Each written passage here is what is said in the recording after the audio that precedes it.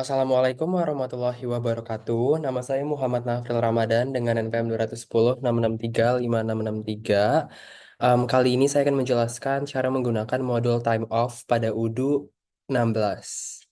Nah, modul ini dirancang untuk mempermudah perusahaan dalam mengelola permohonan cuti dan izin karyawan, mulai dari proses pengajuan hingga persetujuannya. Penasaran caranya? Berikut adalah langkah-langkahnya. Yang pertama, pastikan kalian sudah menginstal modul time off. Kalau kalian ingin mengecek di UDU, bisa cari time off, lalu akan ada tampilan seperti ini. Pastikan sudah installed. Kalau sudah installed, sebagai administrator, kalian bisa mengatur hak akses pada modul time off, di mana masuk ke settings, ubah akses time off pada user sesuai dengan peran yang diberikan. Di sini ada 3 peran, itu ada Hana sebagai um, manajer HR, lalu ada Rina sebagai user saya, dan satu lagi dari Yuh sebagai manajer dari user saya, yaitu manajernya Rina. Manajer HR diberikan akses administrator, user tidak diberikan akses, dan Ryu sebagai manajer user diberikan akses officer. Lalu, sekarang kita membuat time of types. Di mana sekarang kita login sebagai Hana, yaitu manajer HR. Kita bisa membuat beberapa time of type baru pada configuration. Jadi karena kalian sudah mengaktifkan modul time off, kalian bisa masuk ke modul leaves, lalu kalian klik configuration, lalu klik time of types. Ketika sudah diklik, bakal ada tampilan seperti ini, lalu klik new untuk menambahkan time of types yang baru.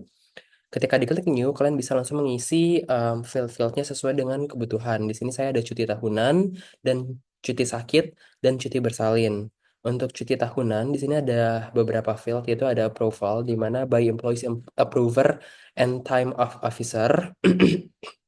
Jadi perlu approval dulu. Lalu di sini responsible time of officer-nya ada Hana sebagai manager HR, dan take time off in day yaitu hari, terus requires allocation yes, dan employee request not allowed. Untuk selanjutnya ada cuti sakit. Di sini approval-nya by employees yes, by employees approval and time of officer. Responsible time of officer juga Hana, take time off-nya day, kind of time off-nya absence, dan di sini requires allocation no limit. Satu lagi ada cuti bersalin, approval-nya sama, responsible time of officer-nya sama, take time off in-nya sama, kind of time off-nya sama, tapi di sini dia bisa requires allocation, dan employee request extra days request allowed, dan ada approval di mana di sini perlu approved by time of officer. Jadi perlu di-approve lagi oleh time of officer. Ketika sudah membuat tipe cuti tersebut, kita menyusun alokasi cuti, yaitu menyusun beberapa hari untuk masing-masing tipe cuti di atas. Oke, sekarang kita tetap masuk sebagai manajer HR, lalu kita login sebagai manajer HR, lalu klik approvals dan klik allocation. Di sini tetap di modul leave, selalu klik approval, selalu klik allocation. Ketika sudah, kita bisa klik new. Ketika diklik new, di sini kita bisa pilih time of type yang sudah kita um, buat tadi. Di sini saya memilih time of type-nya cuti tahunan, allocation type-nya regular allocation, dan di sini ada period di mana um, period itu berarti periode cuti tersebut. Ini dari tahun 2024 awal hingga tahun 2024 akhir. Durasinya selama 12 hari, dia modenya by company. Lalu saya berikan judulnya cuti tahunan 1 Januari hingga 31 Desember 2024. Kalau sudah bisa um, di save. Ketika di save, karena saya login sebagai Hana, jadi langsung approved. Time of allocation created dan statusnya approved. Lalu ada pengajuan alokasi cuti, di mana sebagai Rina ingin mengajukan alokasi cuti. Jadi kita login menggunakan akun Rina sebagai karyawan. Nah, karena Rina ini perempuan, jadi kita akan mengajukan permohonan alokasi cuti untuk bersalin. Kita masuk ke modul leaves, lalu kita klik tombol allocation request. Ketika diklik, kita bisa mengisi field yang ada sesuai dengan kebutuhan kita. Di sini saya berikan judulnya cuti bersalin. Time of type-nya juga cuti bersalin. Time of type ini sesuai yang kita berikan, sesuai dengan yang kita buat di atas tadi. Durationnya selama 66 hari dan em, di sini ada alasannya butuh waktu untuk persiapan dan recovery sehabis melahirkan. Kalau sudah benar ada tombol save and close. Lalu kita bisa confirm. Nah, ketika di confirm, statusnya yang tadinya to submit berubah menjadi to approve, di mana berarti ini masih perlu di-approve oleh manajer HR. Oleh karena itu, kita perlu login kembali menggunakan akun HANA, yaitu manajer HR, untuk menyetujui pengajuan alokasi dari Rina.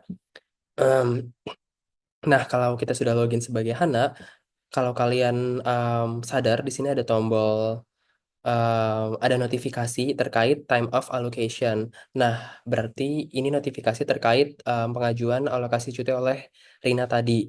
Kita bisa klik tombol ini, lalu akan diarahkan ke tampilan seperti ini yang di mana langsung muncul em, pengajuan cuti dari Rina. Kita bisa klik lagi. Kalau kita klik, akan ada tampilan detailnya seperti judulnya apa, type-nya apa, allocation type-nya apa, periodnya, dan segala macamnya. Jadi sebagai manajer HR bisa memverifikasi dulu apakah ini layak untuk divalidate atau enggak. Ternyata ini layak, jadi sehingga bisa diklik tombol validate. Setelah diklik validate, akan approved. Statusnya berubah menjadi approved. Dan di sini juga bisa dilihat em, Hana sebagai manajer HR menyetujui cuti ini. Lalu, kita bisa login lagi sebagai Rina dan kita bisa melihat dashboard untuk melihat jumlah hari cuti yang tersisa.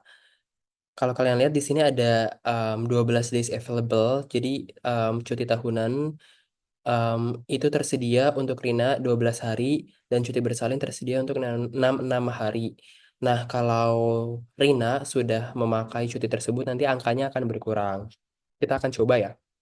Di sini saya akan masuk ke pengajuan cuti, time of request, di mana jadi bedanya alokasi cuti sama cuti adalah kalau alokasi berarti itu semacam time limit berapa banyak hari atau berapa banyak waktu cuti yang bisa digunakan oleh seorang pegawai. Tapi kalau pengajuan cuti ini berarti kita kayak ingin memakai hari dari alokasi cuti tersebut.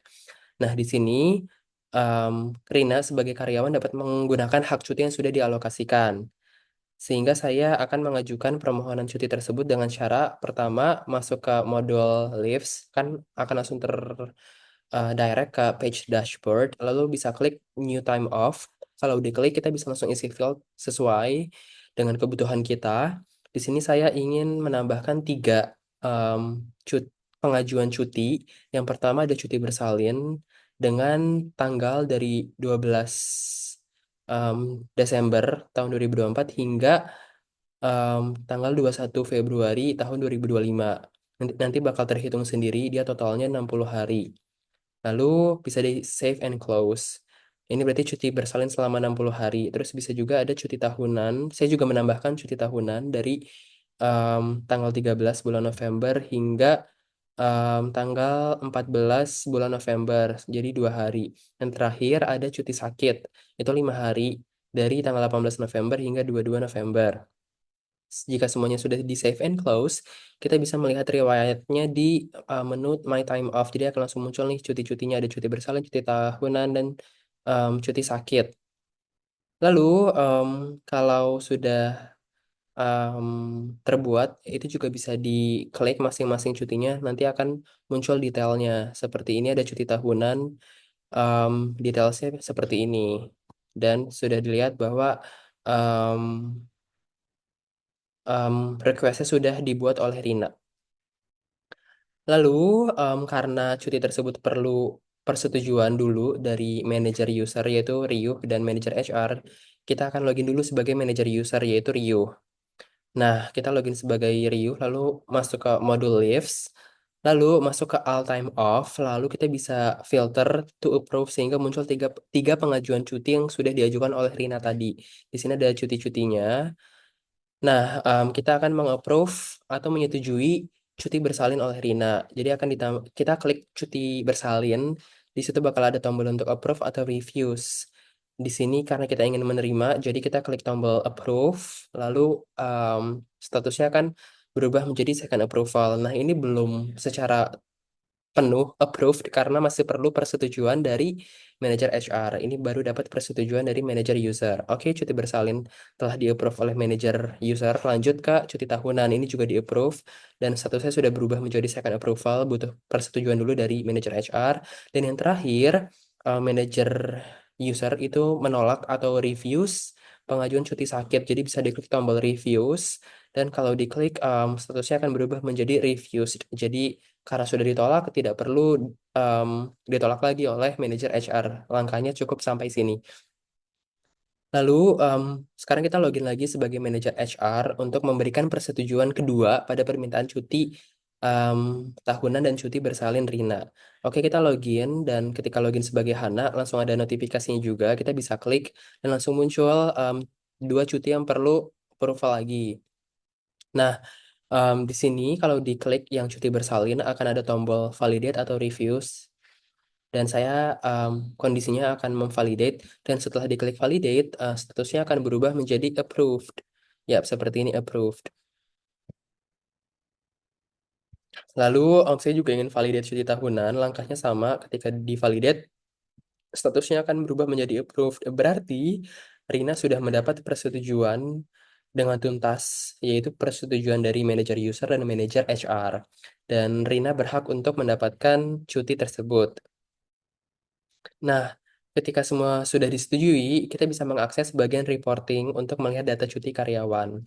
Jadi bisa klik tombol reporting, lalu akan muncul um, data terkait cuti sebuah karyawan. Di sini ada data cutinya Rina, yaitu ada cuti sakit dengan gambar graf seperti ini, cuti tahunan, dan cuti bersalin. Ini sebenarnya bisa dieksplor lagi grafnya, bisa line chart, bisa pie chart, dan yang lainnya.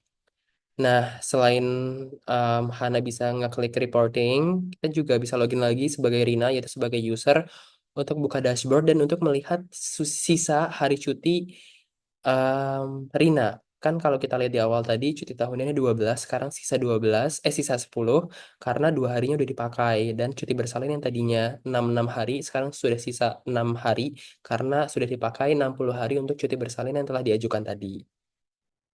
Sekian penjelasan dari saya, dan apabila Anda ingin membaca medium ini bisa klik link medium yang saya taruh di description. Mohon maaf apabila ada kekurangan atau kesalahan. Terima kasih. Wassalamualaikum warahmatullahi wabarakatuh.